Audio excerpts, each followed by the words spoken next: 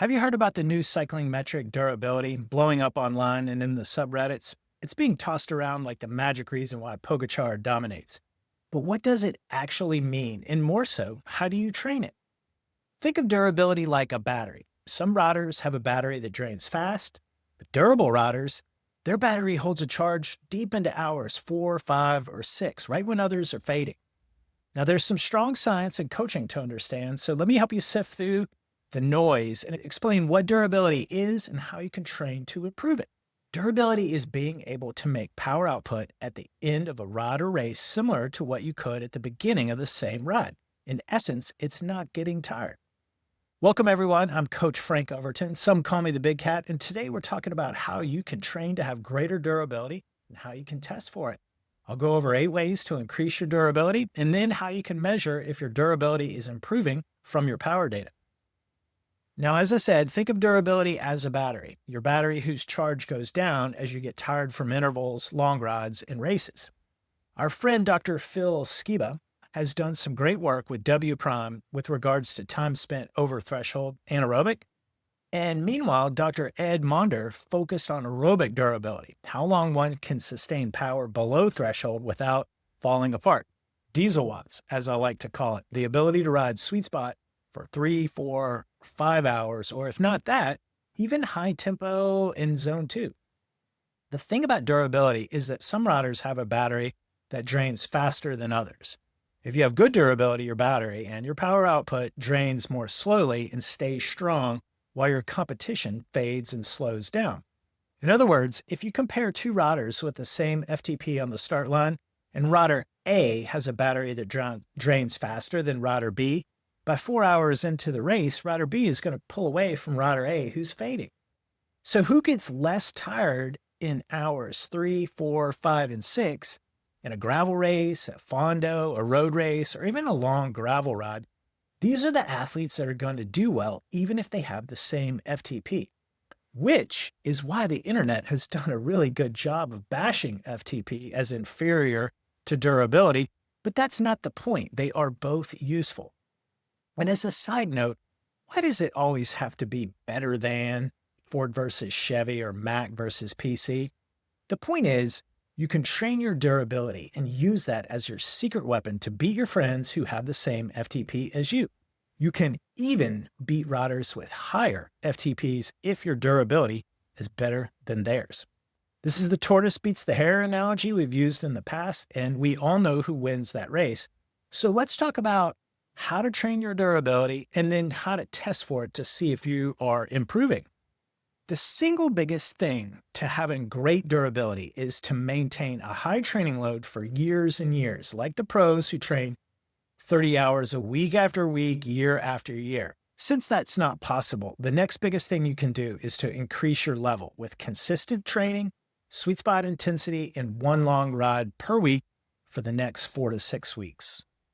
There are 8 ways to improve your durability, and I'm going to rank them in order from biggest bang for your buck all the way down to the marginal gains that may not even be possible for everyday masters athletes, including myself. So the number one way to increase your durability is to increase your level. The second is to commit to training more hours per week. The third is to add in one long ride per week. The fourth is train when you're tired. The fifth is sweet spot training. The sixth is do intervals late into a ride, for example, ride for 2,000 kilojoules and then do a VO2 or climbing threshold effort. You can do stage races. You can race both Saturday and Sunday, and you can do back-to-back interval training days.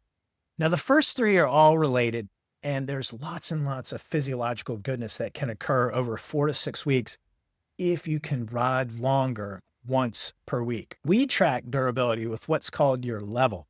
It's our internal training load score based on ride volume, intensity, and frequency. It's similar to the older CTL. Now, if your level is in the 60s, get it up into the 70s and even the 80s with more weekly hours, higher OTS rides, and that longer ride once a week. I guarantee you your durability will go up. Now, if you've been doing 2-hour rides on the weekends, do 3. If you've been doing 3, do 4. If you've been doing 4, do 5 and 6, and so forth. It's quite simple. The athletes who put in more time build greater durability and beat the riders who are slaving away with those 1 hour structured intervals 5 to 6 times a week. This is what I call the indoor training app syndrome. And those riders may feel fast in the first 1 to 2 hours of a race, but I guarantee you, the athletes, even with lower FTPs who train 8 to 10 hours per week, beat those who are killing themselves with the hard, structured 1 hour a day interval workouts indoors. And it really doesn't matter if you're doing VO2s or sweet spot or zone 2. The rider who trains 8 to 10 hours per week or more will beat the rider training 4 to 6 hours per week in long races, usually greater than 3 hours, because that's when those riders' durability begins to fade. They don't beat those riders because they have a higher FTP. They beat those riders because they have greater durability. They're the tortoise, and the tortoise beats the hare.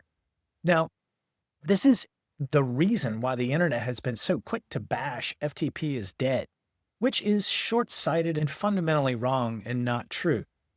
FTP has its place and durability has its place as well. Both work very nicely together. I would encourage everyone to use both. But the next 5 ways to improve your durability is train when tired, sweet spot training, late intervals like VO2s after a 3 or 4 hour ride, stage racing, and back-to-back interval days. Now, those increase your durability, but only if you've been riding more. If you're not riding more and you're killing yourselves with late ride intervals, it's marginal gains. The majority gains, the major gains, are from riding more with a higher level, greater total weekly hours, and that one long ride per week. Honestly, all the late intervals at the end of a 2-3 hour ride aren't going to work if you're not riding more. All right, let me know in the comments about training your durability. And as I was making this tip, I realized testing for durability is both simple and complex.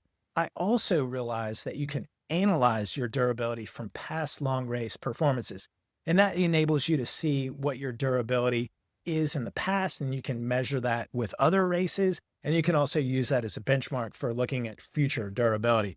So if there's enough interest, please say so in the comments. I'll make a second training tip on the various ways you can measure and test your durability from your power data. For now, go to your last long ride or last long race or hard ride and look at the power from the first hour, and then look at the power from the last hour when you were tired. Now, what's the difference in wattage? And then calculate what's the difference in percentage. That percentage is a good way to track and measure your durability. I find the best way to test for durability is when you're in a race, because you're motivated to perform and get that result. Testing durability in training is super tough. It's way more difficult than FTP testing because it's just training, and doing a 5-minute effort or 20-minute effort after the end of a long ride to compare to your first, it's not going to be as good. And to get mentally pumped up for that, to really go as hard as you can, extremely tough psychologically, way more so than a 20-minute field test. But you do that in a race because it matters. And I find that measuring durability from your race data is superior to training data. And what I'm talking about is doing a 5-minute VO2 max effort at the beginning of a 4-hour ride, and then doing the same 5-minute VO2 max effort at the end of a 4-hour ride. What's the wattage difference? And then what's the percentage basis difference? Supposedly, riders like Van der Poel and Pogacar are within 1 to 2%, but we mere mortals, at least for me in particular, I'm like 325 watts to 290 watts, an 11% difference, and I ride 8 to 12 hours per week. My drop-off is even more severe if we measure longer durations. For example, in last year's BWR North Carolina, I did 324 watts up a 14-minute climb at the beginning of the race, and then I did that same 14-minute climb at the end of the race at 248 watts. And I was going as hard as I could, and it was excruciatingly agonizing in the last hour of the race. It's a 24% difference. And that, my fine fellow FasCats, is durability that I can improve by riding more and achieving a higher level next time. And that's what you want to focus on. Thanks a lot for watching. We love that you do, and you know what to do. Work hard, ride fast, have fun, and as always, FTF.